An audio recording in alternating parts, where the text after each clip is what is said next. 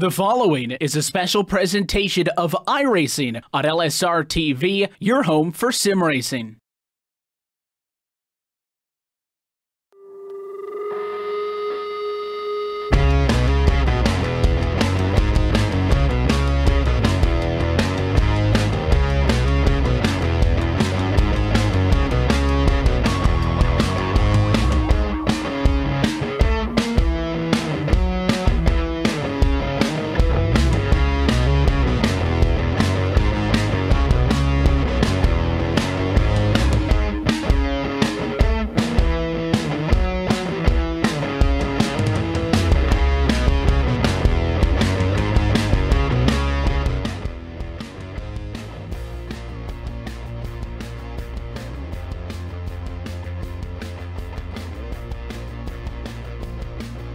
Live tonight from the Lanier Raceplex, LSRTV is happy to say good evening, sim racing fans, and welcome to our continuing coverage of the 2018 Upstate Racing League White Knuckle Clothing Incorporated Pro Late Model Series on your home for sim racing and iRacing. Live tonight for round number 8 on this 2017-18 campaign for the Lokotoco Designs 125 from Brazelton, Georgia, where we welcome you topside into the LSRTV booth. Myself, Evan Pasoko, alongside with Austin Coop, along for the call with you tonight. As always, downstairs is the lovely and talented Cisco Scaramuza, who is twisted and tweaking at dials and bringing us to you this evening. And we head into Coop, what is the last race on 2017 for the Pro Late Model Series of the Upstate Racing League, and it brings us to a nice and tight close quarters Lanier National Speedway, now known as the Lanier Raceplex, under the lights this evening for the 8th race on the season overall. And aside from the fact that it is the last race on this side of New Year's, this is also the 3rd to last race before the start of the playoffs. Yeah, those are getting pretty close here in the next few races that they've got. And like you said, one of the last times we'll see these guys and we'll swing for a while. And these guys have been at it for quite some time, but there's a lot of spots up for grabs. We'll show that in a little bit, but I'm really looking forward to seeing these guys at this track. We saw them last season do a really good job navigating around here, but it's not as banked as some of the tracks that they've been to, and it's really tight corners, and you can go up and down the track. I mean, it's got very wide after after a few laps. You'll definitely see drivers using a lot of the track up to their advantage. So let's take a look at the championship picture into tonight. Again, the 10 top drivers in the championship after the 10 opening races of the championship get to qualify into the chase. And as I said right now, here's a look at the top 10 above the cut line. Stefan Marinac leads it all with his 2 wins on top of Sean Cool, second in the points. Rookie Matt Cucker, the most wins out of anybody, picked up his 3rd on the year last week, 3rd of the points. Coming into tonight, Al Smith Jr., Nicholas Rasmussen, Jake Watkins, Scott Naslin. You got James McIntyre Jr., Guilherme Fortin, and AJ Hamill, your top 10. And it is a 1-point difference when you get down to that cut line between 10th and 11th, as Brian Long sits just 1 point out. Mike Holtzclaw very much in the picture, so is Brian Rogers Jr., 16 points out. Rex Hoyle, 21 points out. And when you consider that, well, we will say yes, 3 to go to the end of the cutoff is not a lot of time in the grand scheme of things. Coop talking about a 10-race season, 3 races including tonight is still plenty of time for those folks in the teens to be able to get up above that cut line if they can knock out a couple of good results.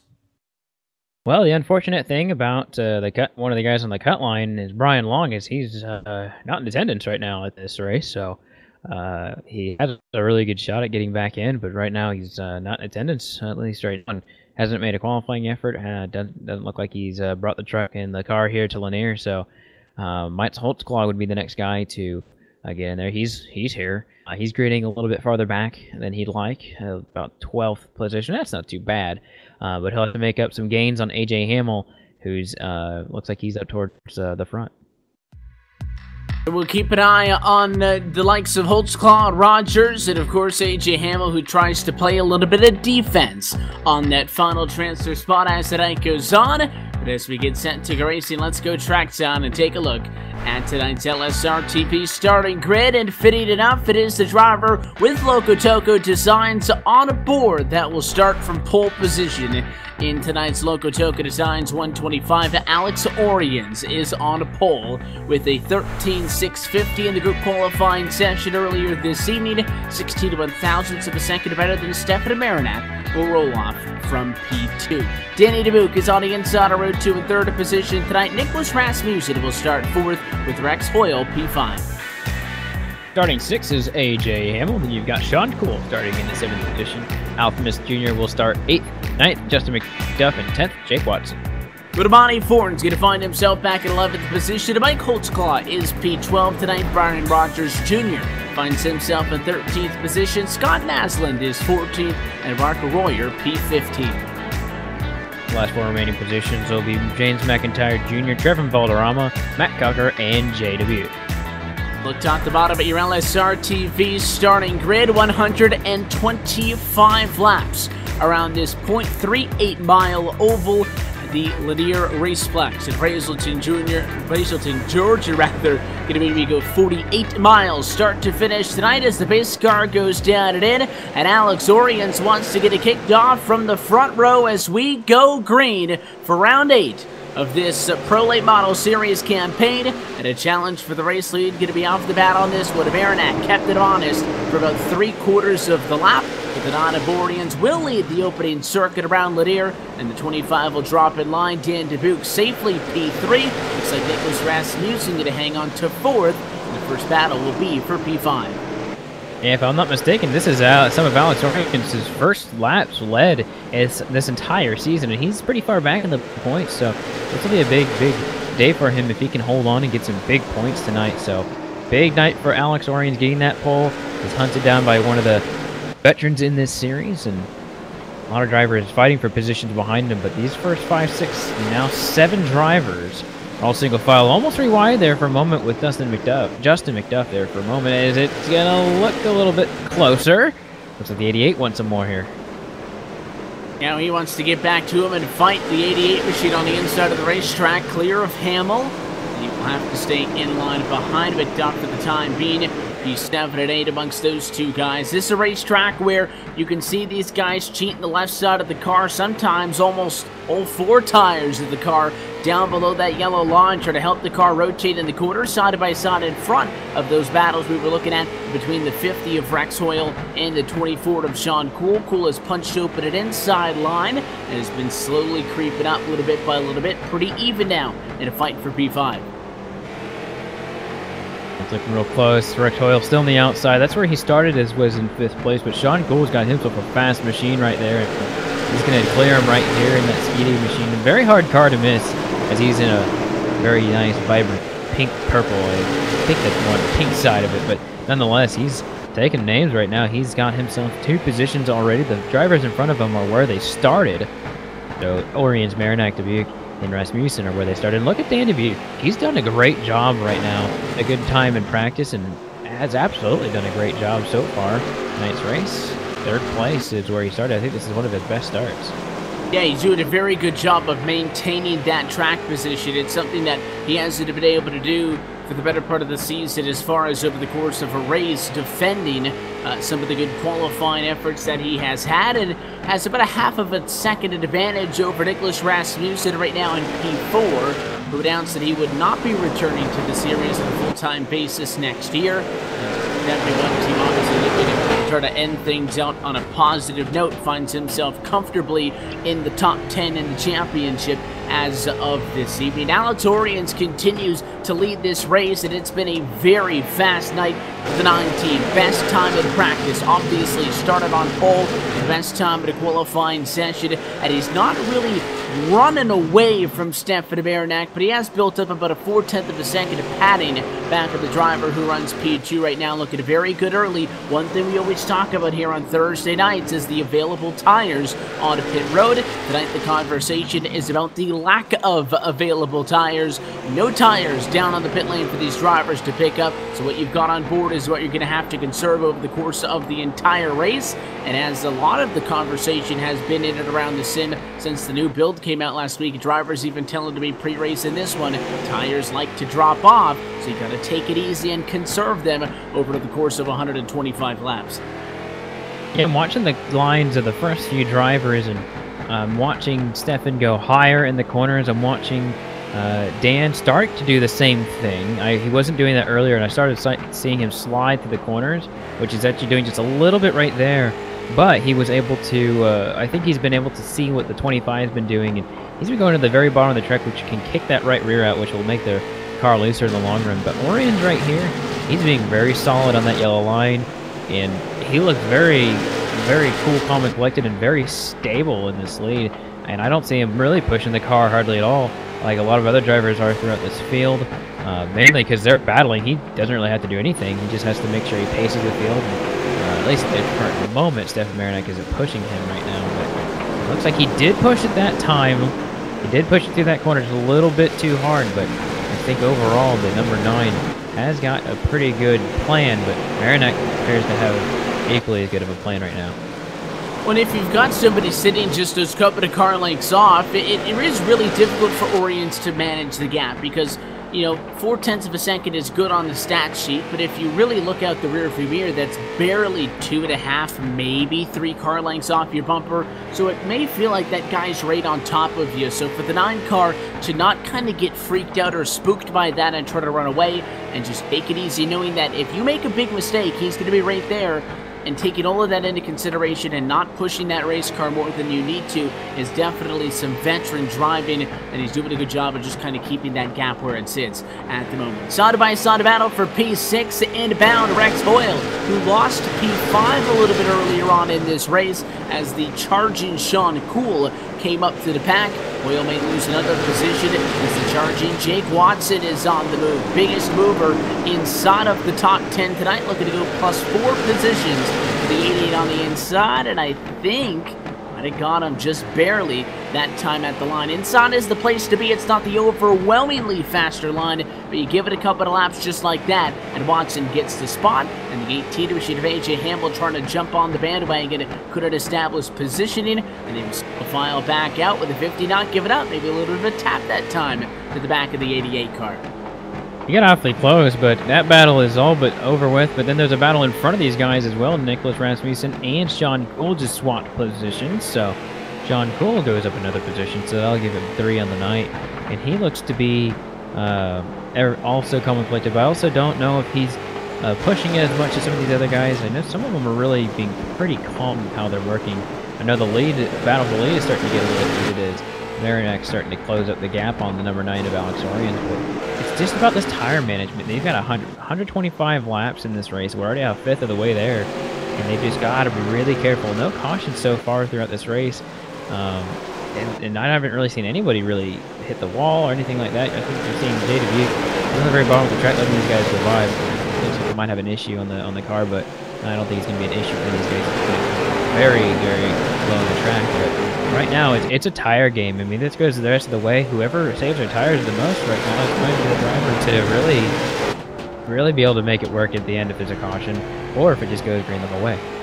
And it's always funny, we talk about races like this, 125 laps at a place like the Lanier Raceplex is only 48 miles in distance, and if it were to go green all the way, it's not that long of a race on the stopwatch either, but at the same time, that's a lot on the tires. You do have to conserve it. It is a long run, especially with no secondary tires available, and this is all you have. You definitely have to pace yourself. So it's a short race, but a long race at the same time, if that makes any sense. And this isn't a racetrack either that really lends a lot of space, so especially on that restart, we watched a lot of side-by-side back-to-back. That's where your real problem areas are going to come from. But because we do have that space between that yellow line and the inside of retaining wall, it does allow this racetrack to kind of avoid some accidents better off than other places. You saw J. Dubuque utilizing that extra little bit of space to staying down, letting the race leaders go by. That's also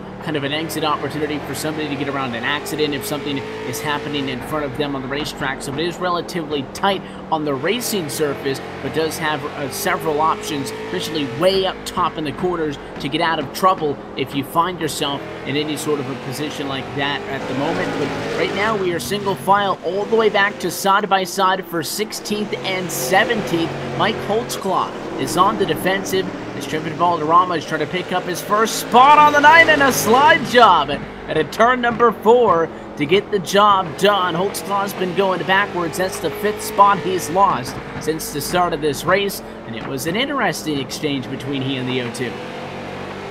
Yeah, Valderrama's doing what he can to basically get a grip on these cars, as he's been fairly new, but he's doing a good job of, I think, keeping it together. I think one of the things he wants to do is finish the race. He's had some really, really bad luck, and I think he's going to be able to do it, permitting that he's doing what exactly he was doing. But nonetheless, Holtzclaw's not done. I mean, it may be for 17th position or 16th position, but these guys are still going at it. This is the most exciting race on the track right now.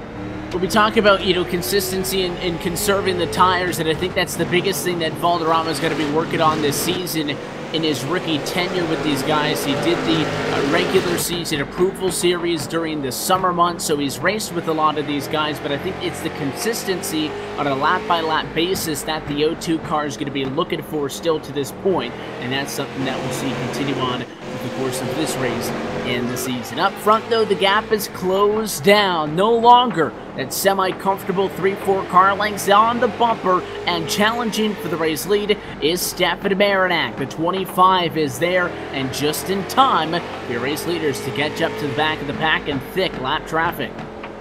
Yeah, with them going at it like we were talking about, it's one of the most intense races, except for the lead right now. And if they start going side by side, where do you go as a leader? It's a really hard decision to make, as they're going side by side right now. And Marinak wants to try and I'd say he's going to look to the bottom here and maybe actually try and get the position here. He's there. I don't think he wants to really push the issue. It is still fairly early, and the lap track of his air, but Marinak's right there. I mean, any bobble from the 9 of Alex Oriens, it's going to be his position. This might be it right here. The door's open for him to go to the bottom of the track, but Marinak's holding his cards right now. He's waiting for an opportunity. He gets really close to his bumper right there. He's going to go to the outside just for a moment to try it, and Oriens shuts the door right there, and I think he's got to really wait for this lap traffic to clear. And they're right there. It's going to be interesting to see exactly what plays out here. Looks like the 06 is going to get out of the way. The 06 of McIntyre is going to be the first driver to go a lap down. He's not really a part of the battle in front between Valderrama and Holtzclaw that has since seen Holtzclaw take that position back. And this is a case where between Alex Oriens and Stefan Marinak, it's not really about who's got the faster car, considering, maybe the 25's been a little bit better in the last few laps, but at this point, when you're working around thick traffic in front of you, it's who handles that traffic better. The O2 of Valderrama gets up and out of the way. Race leader's going to go to the inside of the racetrack, and Marinak trying to dig to the inside of the 9. Flashes the nose a couple of times, and I think he got Alex Oriens to bite. The 09 moves up, gives him some space, and we're going to go side by side for the race lead at lap number 50. Here comes Marinak trying to lead it at a turn number 4. Yeah, I think for both of those drivers, Marinak wanted to show the nose, and Oriens didn't really want to get moved out of the way for the lead, so it was more like we'll all flash it, and hopefully it'll work out. And they're getting really close here in the corner, or outside of the corner, but Marinak's going to have it. But Alex fights real hard on the outside, but he's going to have the 22 be there and kind of pick him off right here, as Holtzclaw is going to move him right out of the way. But yeah, he flashed the nose. He wasn't actually going to go and brush him, I don't think. I think that was more or less a, hey, I'm here, and Oriens decided, hey, and I'm sure a lot of things were going through his head. This is a really good finish, at least, or start, I should say, to the race. I mean, we're getting really close to halfway, but was there and just kind of decided, I'd rather fight on the outside than have us both get taken out. They could have chopped the nose. I believe that Marinak probably would have hard stepped the brake there. And we had seen Marinak give Oriens a couple of light taps at a bumper too, so you flash the nose to him and you figure, well, if I'm going to come down there, he's going to give me a shot, and that might set me up on my left rear quarter panel, and that might put me in a bad position. And I think it was kind of a hasty decision by Oriens to go up. He didn't just gradually stay up top of the quarter entry, as we see the 24 now, Sean Cool try to utilize those same strategies and find his way to the inside. Oriens didn't, though, just leave the inside for Marinak open into the quarter. He kind of jumped up halfway like he got spooked, like he thought he was going to get tagged in that left rear quarter panel, and it has led to an exchange for the race lead that now has Stefan Marinak in front after that lap number 50 marker, still clean and green from the start of this one. Lap traffic, the 36 of Mark Royer goes a lap down from 15th position, and I think Marinak now, very good timing for him because he completes the pass in that lap traffic, now has a little bit of a break until he would see the next lap car in Scott Naslund, who is about still half a racetrack in front of these guys. Very good timing for Marinak to get the pass, get some clean racetrack to try to stretch out a little bit with. You're looking at Alex Oriens versus Sean Cole right here. Cole and Marinak are doing something that Oriens is not, and I think this might have to do with how the tires are starting to play out. I mean, once you start wearing your tires a certain way, you can't really work it the way someone else is. But Cole, like you said, is getting all 4 tires below that, well, not below, but all tires are at least on the white. And he's able to go from top. His entry is much lower, and he goes for a dive right here to the very bottom of the track. He's not going to have the exit he needs, but he did show it like Marinak did, and I don't think Oriens is going to let that happen twice. So he's going to keep on the outside right now, but I'd say Cole's going to show it again here in turn number 1. He does, and Oriens is going to stay to the outside lane right here. So they're going to start side by side, which is great for Marinak. Not for anyone behind them, of course, but there's not really any battles for about 2 seconds behind the leader, and they're going to still go side by side. Oriens almost got him right there, but once again, I think Cole has the faster car, and Oriens knows that, and I think he's just trying to fight with what he's got right now. And the fun part about Lanier is, as we see Cool now complete that pass for the second spot, is even if that guy doesn't want to give you the positioning, you can just go to the apron and make a line, and I think that kind of puts Oriens in a box that, you know, I think it's a safer decision. We talk about conserving and trying to outlast the distance of the race, to just give that guy the position, let him jump up into the spot, keep the car in one piece, and maybe try to bring it back to him in the second half of the race. And I mention that because just 2 laps ago, we have crossed the halfway point in tonight's race. So let's take this opportunity to look top to bottom at our iRacing Midway Race Break, brought to you by iRacing, the leading online racing simulation developed from the beginning as a centralized racing and competition service. iRacing organizes, hosts, and officiates races on virtual tracks all around the globe. But in the fast-paced world of esports, iRacing is your one-stop shop for online racing with officially sanctioned series by the likes of NASCAR, IndyCar, IMSA, the World of Outlaws, Global Rallycross,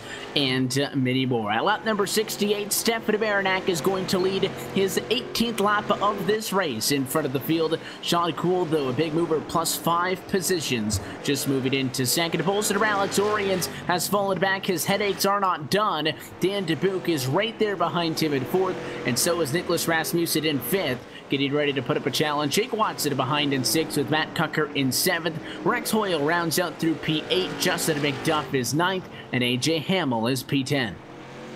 11th place is Brian Rogers Jr. 12th is Al Smith Jr.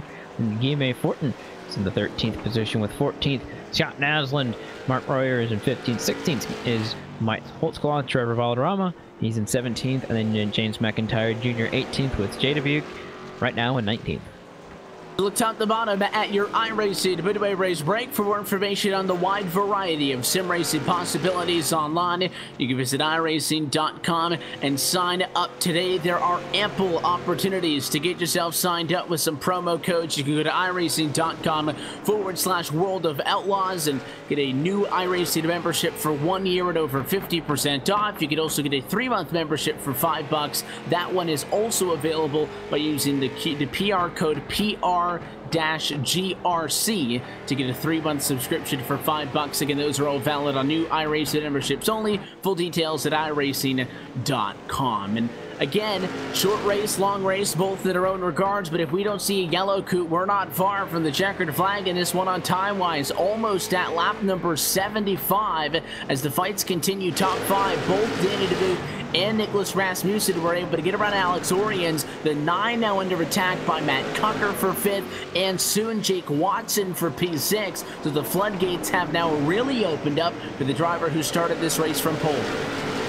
Yeah, and he actually crushed the wall one of these laps. I think it was lap 71, and I think that's really hurting him right now as he's still fending off these guys. And it looks like Matt Knuckle has some front-end damage as well, some right front, which is not terribly, you know, it's not bad at a track like this, but if you knock it good enough, I think the 9's got a lot more damage than anybody else on this field.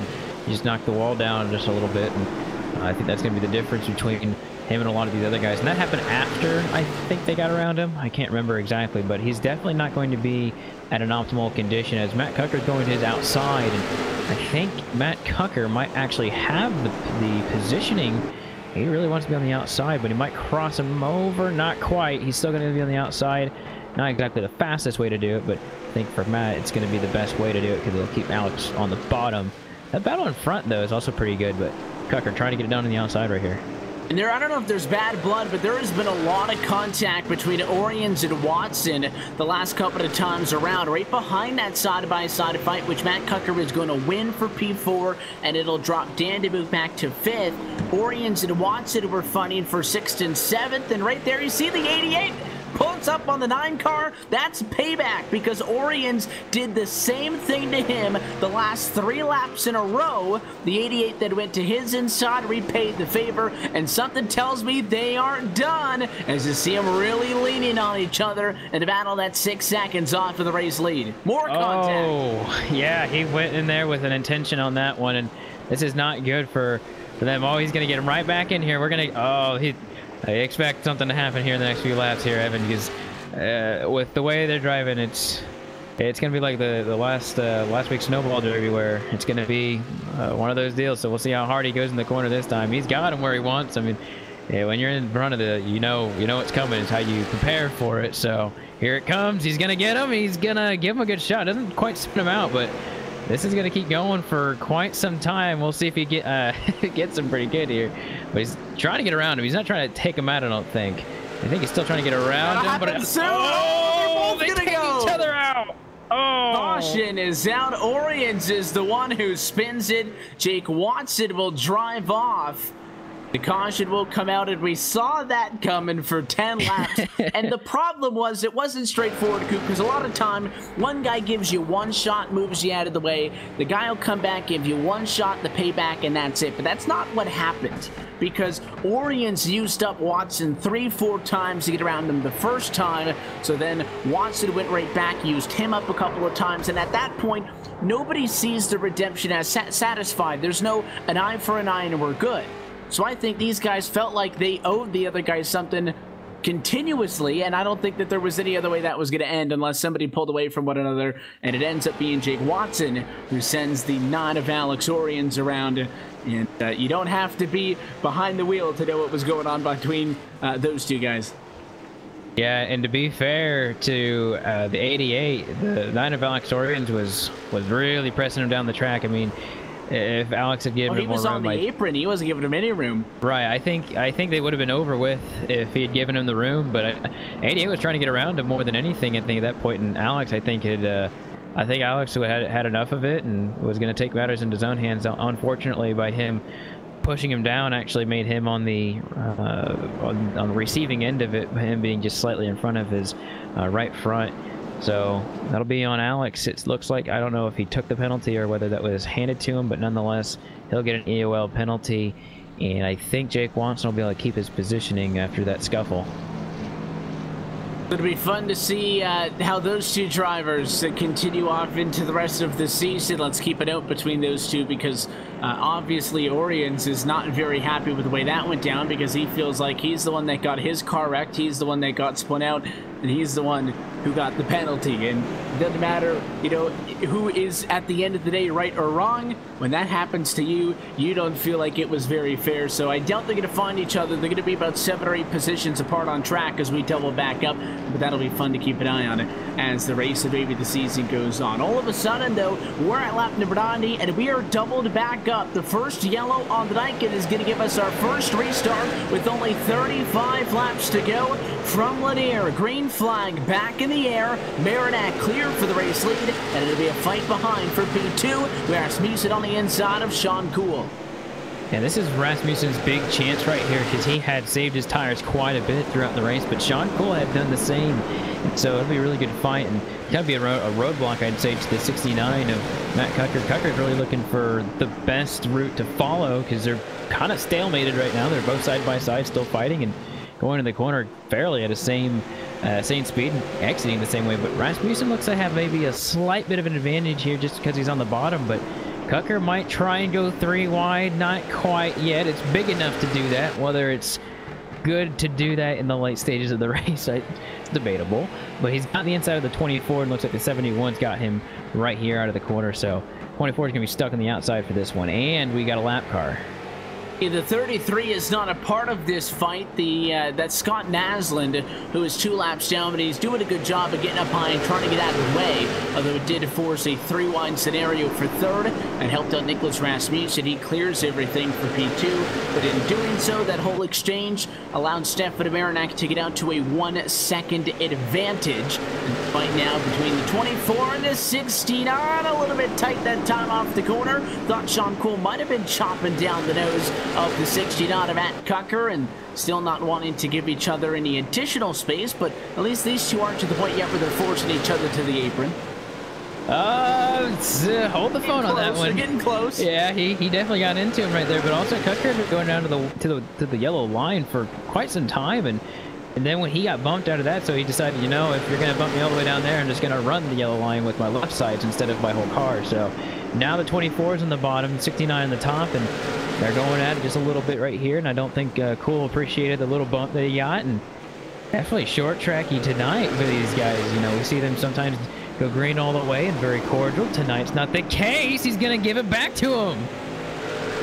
And this is, you know, a little bit more of fair short track racing. One shot here, one shot there. Kind of what I was talking about with the Orions deal, where it was more, you know, 3-4 shots at a time. And they can go back into the corner the next time and not run each other over. And I think that's fair. You are going to have that little bit of jostling back and forth. The advantage of being on the inside of the racetrack at a short track is you can move that guy on your right-hand side up the hill a little bit. That's just the way it is. And it's kind of created a log jam here for third and fourth on the back. Jake Watson's just kind of chilling P5 right now, waiting for a door to open to get by, and Matt Cocker putting up a convincing case to maybe be able to hold on the outside of the racetrack. Sean Cool's getting really tight off the corner, and the 69's going to clear him. Yeah, his car's getting really slidey throughout the exit of the corner, and Matt still doesn't have him technically cleared yet, I think, until just about now, and I think this will give the 24 some room to go back up to the top of the track. But he's going down to the bottom as if he's got the inside right here on him, and he does right there. He's got him just by a little bit, but Cucker's got the outside, and I think he's going to be able to clear him, but the 24 keeps diving it down into the corner, and I don't think Matt's got the car right now to really pull away. I think he's going to the top side, but he just can't go down to the bottom. I don't know if he's afraid that 24 is going to give it back to him or whether he just likes the top side, but I can't imagine, for as much as he was running the low line, that would be where he preferred. But he does get him cleared this time finally, and he does continue to keep running the top side. When you look at his laps versus everyone else, he is running a little bit faster than Nicholas Rasmussen, but not actually. He's running a little bit slower than Rasmussen, and yeah, I think between himself and those two leaders, he's going to have a lot of time, or it's going to be hard for him to get it back up there. But from 18th to 3rd, he's done himself a good job tonight.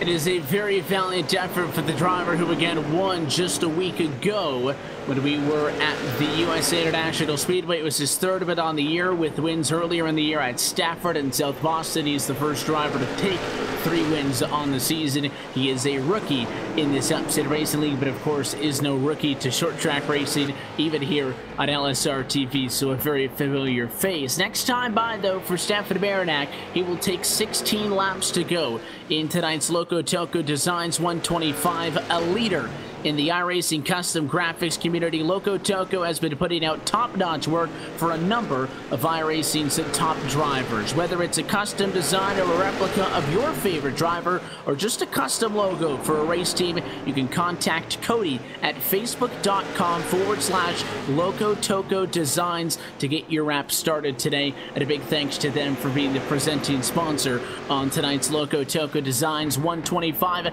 I'm not sure we're going to get another yellow. I think, Coop, if it wasn't for a little bit of bent egos and bent frustrations, this race probably was going to go green all the way. I think we're in a pretty comfortable spot at the moment, but never say never in short track racing.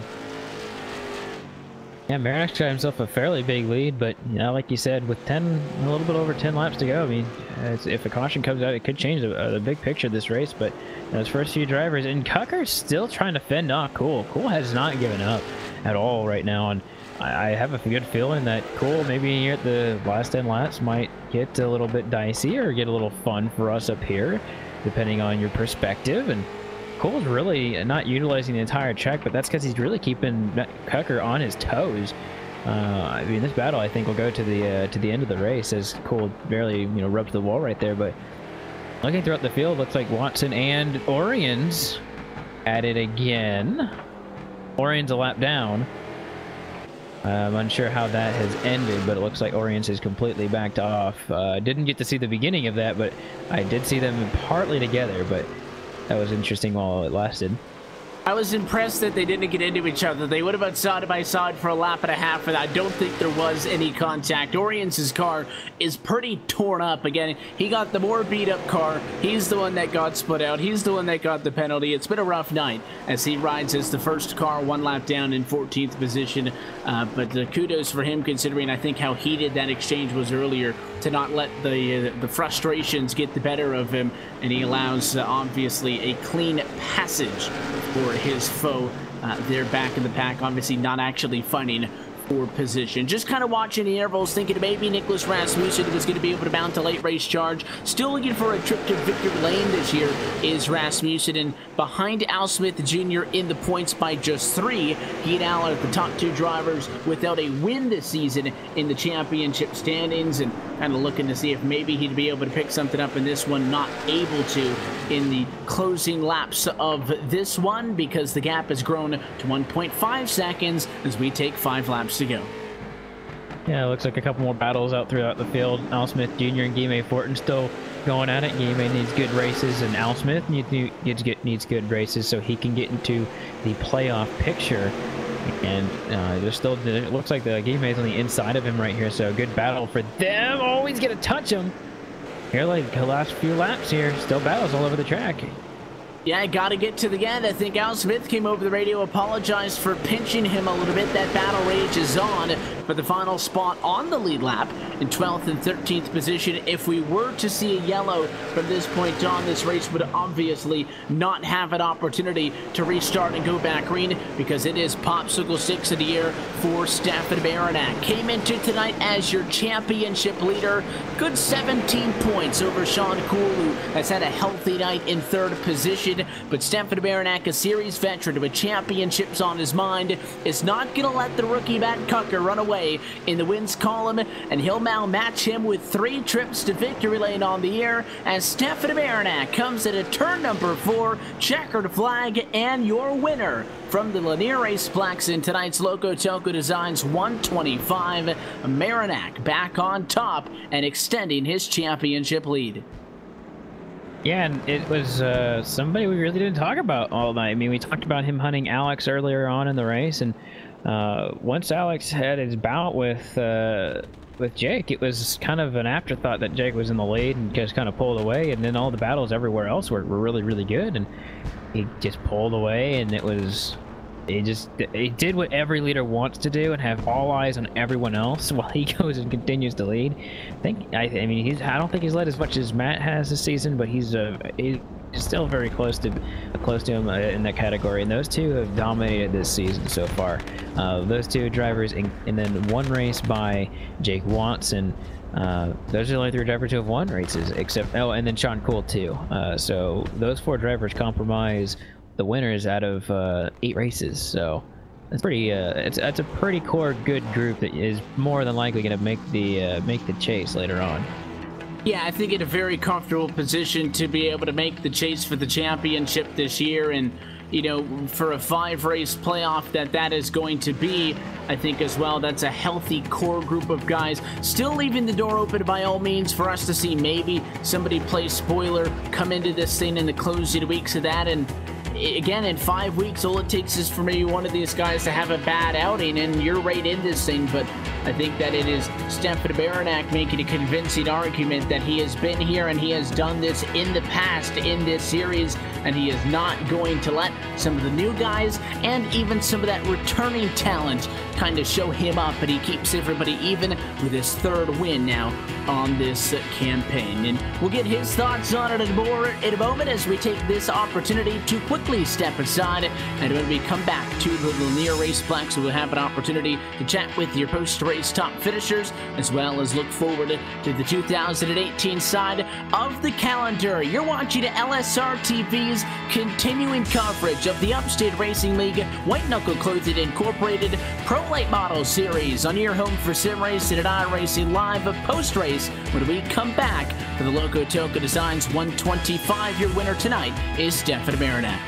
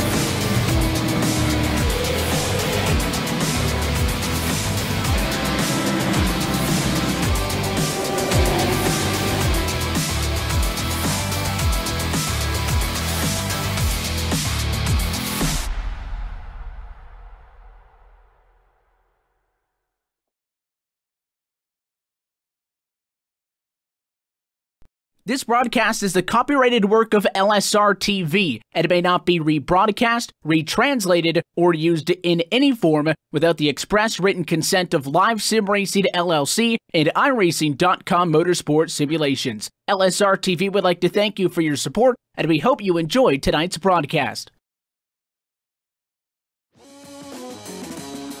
And welcome back live to the Lanier Raceplex for LSRTV post-race coverage from the Lokotoco Designs 125 8th race of this Upstate Racing League White Knuckle Clothing Incorporated Pro Late Model Series campaign. And I want to give another shout out to tonight's title sponsor, Lokotoco Designs, a leader in the iRacing custom graphics community. Lokotoco has been putting out top-notch work for a number of iRacing's best drivers, and whether it's a custom design, a replica of your favorite driver, or just a custom logo for a race team, you can contact Cody at facebook.com/Lokotoco Designs. That is LOKO Lokotoco Designs to get your app started today, and again, a big thanks to them. We'll go trackside in a minute, chat with your top finishers. First, as always, we take this opportunity to look top to bottom at tonight's LSRTV full race results. Stefan Baranek, checkered flag at number 3 on the season, comes to the total margin of 1.6 seconds in front of Nicholas Rasmussen, who comes home in 3rd, and Sean Cool ends up 4th tonight. I believe all 3 of our top finishers are standing by trackside with us. Behind them, Matt Cucker, another good result, backs up a win a week ago with a solid points night into P4 this evening. Jake Watson ends up in 5th in a hard-fought, to say the least, exchange throughout the evening. Dan DeBoot, great result, comes home into P6. Justin McDuff is 7th. Rex Hoyle ends up in 8th position with Brian Rogers Jr. in 9th, and AJ Hamill rounding out your top 10. Mike Holtzclaw actually got a few positions after battling earlier on, we saw, and then Guillemot Fortin would have finished 12th. Al Smith Jr. finished the last guy on the lead lap. He would finish 13th. Alex Orients finished the first guy 1 lap down after starting pole position in 14th. Mark Royer finished 15th. Then you've got James McIntyre Jr. who finished 16th. 17th finished Trevin Valderrama, and then Scott Naslund finished 18th with Jay Dubuque 19th. The complete look top to bottom at your LSRTV full race results. We now head trackside with the driver of the number 25 Chevrolet. Stefan Baranek is your race winner tonight from the Lanier Raceplex at Lokotoco Designs 125. Stefan, congratulations on the win. 3rd on the season. Matt just took away the leading wins column as of a week ago, and you guys snatch it right back. You tie him with 3 wins on the season. I know that you guys are leading the points, but I feel like that has to be a little bit of a statement to be able to kind of counter that punch with another win of your own, and it looked like a pretty dominant night for you guys and a comfortable one. Yeah, Matt's been in my opinion, the dominant car this season, and it really helped me that he started the back tonight, because I think he would have been right up there with me if he didn't. But yeah, I want to keep fighting. I want to try to see if I can match his wins, and you know, I'm really happy with my position going into the chase now. Tell us a little bit about this one. Obviously, no tires available. 125 laps is not a walk in the park, but as we saw, with only 1 yellow, it's not that long of a night out, but I know that everybody's still trying to figure out this new build. Conserving tires is obviously at a premium. You waited, I think, exactly 50 laps before you made that play for the race lead. Was that kind of the objective, or did you feel like maybe, because we saw Alex, once you got around him, he really dropped back to 7th before the yellow came out. Did he come back to you a little bit sooner than you expected? How was the, the strategy, and how did that compare to what actually happened in that first run before we got a yellow for a couple of guys trying to fight back in the pack? Yeah, he was really fast in qualifying and in practice, so I didn't really know if I'd have anything for him or not. I barely got 2nd there. It was actually kind of a surprise to me, but yeah, I noticed the way he was running. He was overdriving the corners a lot, and so, you know, I kind of just laid back and ran my own line, and at the same time tried to keep I think it was Dan Dubuque behind me. And, you know, just I found a little bit of something on the apron. It was really helping me turn. So I was able to save my tires running like that. And, yeah, I mean, within 50 laps, he kind of came back to me, and I didn't really have to do anything. And then that caution flag comes out. At that point, did you feel like you would have kind of, evened out with the likes of Nicholas Rasmussen and Sean Cool behind you, and that kind of worried you? Obviously, anytime you have to go through a restart, it's not what you wanted. Or did you still feel at that point, even though the intervals had kind of evened out, that you were still saving enough to be able to pull out to that eventual 1.6 second win? I was concerned about all 3 of them, even Matt back there. Sean was keeping a very consistent gap on me that whole run, and I haven't been the best at restarts this season, so I was a little concerned, but I figured that, if I could get down on the bottom and kind of clip that apron and get a little bit of a lead, 5 or 6 tenths of a second, I'd be okay. Obviously, it's a good way for you guys to end out the 2017 portion of the calendar because you kind of get to sit and enjoy it for a couple of weeks. The objective at the end of the year is to race for a championship. You guys have been so good now through 8 races with only 2 to go that you don't really have to worry like a lot of guys are over the next 2 weeks of trying to make that cut or not. So what do you guys look to accomplish when we get back for the New Year's break in those 2 races before the championship run really starts? Again, the wins are going to be helpful, but all of that will eventually be erased. So is that more so just kind of sizing up the competition? What do you look to gain when we head to Rockingham and then Langley? Just, I mean, 2 objectives. Just try to win both of those races and get those 2 bonus points and try to hold on for that regular season championship. It's kind of about maximizing points at this stage going into the chase. And so those are the 2 objectives for me. You know, I got taken out pretty early last year in the chase, so having a bunch of bonus points would be really helpful for me this year. You guys are under right now like a fine-tuned machine. It is the 3rd win for you on this White Knuckle Clothing Incorporated Pro Late Model Series campaign. Staff, and as always, the sponsors and the shout-outs makes the car go so fast.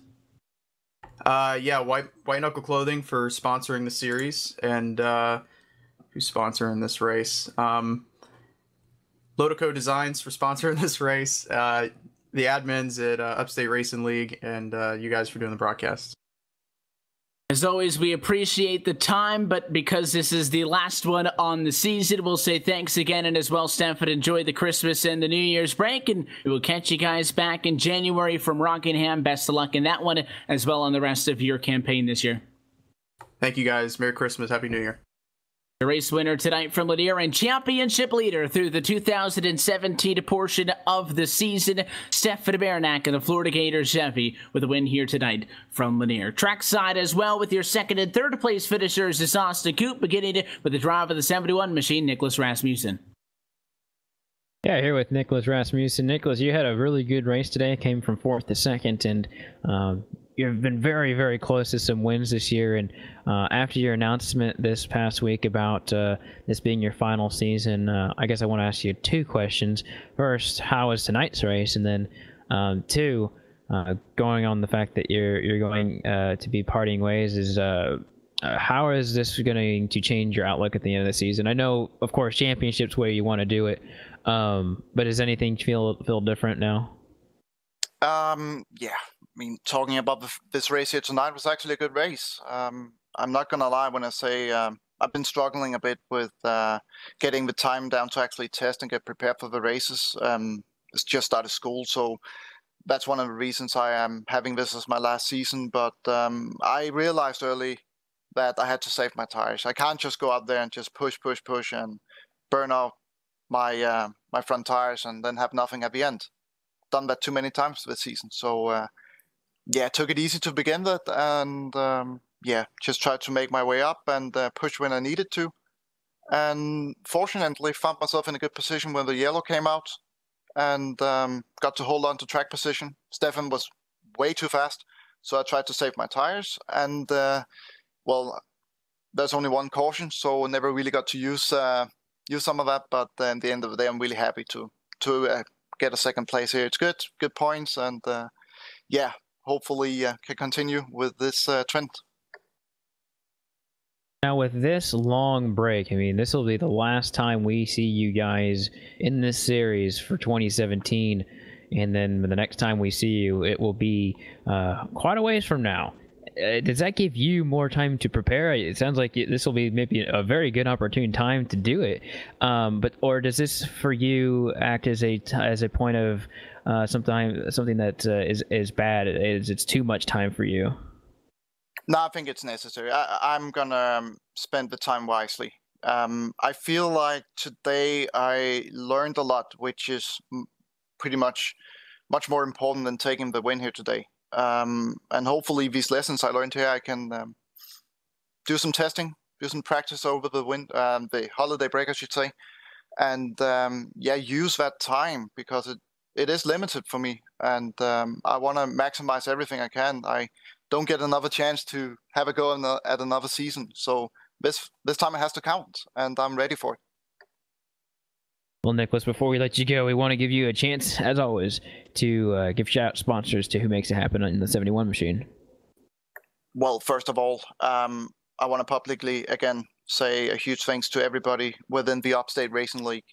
I've been racing here for 5 years, and I am the only guy from outside of North America, and I've always felt welcome here.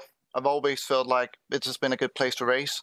So I want to take this opportunity here to thank everybody within this league, all the competitors, all the admins. It's been amazing. I really enjoy racing here, and it's going to be sad to go. I'm not going to be completely gone. Trust me, you'll see me around, but I think that I will take this opportunity, especially to thank Al Smith Jr. as well, the league admin. Also, all the sponsors, especially White Knuckle Clothing and Lokotoco Designs for sponsoring this race here tonight. There you have it. Nicholas Rasmussen finishes second on the night. Nicholas, definitely talking to you probably towards the end of this season in one way or another. And between now and then, have a good holiday break. Thank you very much, and you too. All right, we'll march our way down pit road just a little bit more and get our way to talk to Sean. Cool. Sean, third place tonight, and you started from 7th. It's a really good run for you and your team. Talk to us about how your race went today. The race went phenomenal. We started the race off on rails. I mean, we started picking guys off one by one, and then I'd get by them and have to kind of settle the tires down a little bit, and then get settled in, get everything back under me, and get going again. And we made our way all the way up. I think it was to second, and it was an even number, whatever it was. And we had that yellow towards like the starting the last third of the race, and that kind of messed me up. That kind of screwed us because we were stuck on the outside lane, which really wasn't the place to be. And I was trying to fight some guys off. In hindsight, I probably should have let Nick go and try and slid down in front of him, but I don't know if I would have been able to do that. So hindsight's 2020, but it was honestly, in all reality, it was a great race. So I'm very happy with it. Now we're talking to, of course, Marinak about how you're in a very good points position, and I think realistically, all three of you guys are in a really good points position. In fact, yeah, you and Marinak are, of course, the top two, and then Nicholas is in 5th. So you guys really make up the cream of the crop right now. I think the only one among you three, actually in the top 5, you're the only. Nicholas Rasmussen's the only driver who hasn't won a race, but you guys are really rising to the occasion lately of getting really consistent finishes, and it seems like this core group of drivers just really knows how to get it done. Is there anything in particular that you've been doing this season that's been different than seasons past? Just trying to have a little bit more focus in the races, trying to stay nice and smooth. And I mean, there is a rhythm to running these cars that makes you a little bit, gives you an edge. So just trying to key in on some of the key areas that kind of give us an advantage and help. I've watched some of these guys run in previous places and previous races, and kind of learned a lot from some of these guys. So it's been great to pick up some performance and start running with them and keep learning, keep getting better. I really think that I've personally been able to improve week after week after week, and that's what you need to do. And I really think that when we get down to the chase, these core group of drivers and maybe even some dark horses coming up through are going to be, this is going to be one competitive battle for this championship. I really believe that. Well, Sean, before we let you go again, we'll give you the stage and give your shout outs and sponsors here tonight. Yeah, I'd like to thank Al Smith Jr. for putting this league on. I'd like to thank you guys in the booth for coming out and calling it for us, giving us something to watch later after it's over. I'd like to thank Lokotoco Designs for coming on for the race, and I'd like to thank one sponsor I really haven't thanked in the course of the interviews that I've been able to do that I really should is White Knuckle Clothing. Coming on to be the league sponsor is phenomenal. That's just an awesome way to help benefit the league and keep us running these races. So thank you to them, everybody that puts these races on, and everybody that comes out and watches. There you have it, our 3 guides for the night. Sean, thanks for giving us a moment of your time. Absolutely. We're back up to Evan as we'll have closing statements here, and very quick race like we talked about earlier, and definitely was really cool to hear from Nicholas about his I wouldn't say retirement from the league, but definitely will be stepping away full time for sure. It's the Jeff Gordon or the Mark Martin semi-retirement. We'll see how it goes.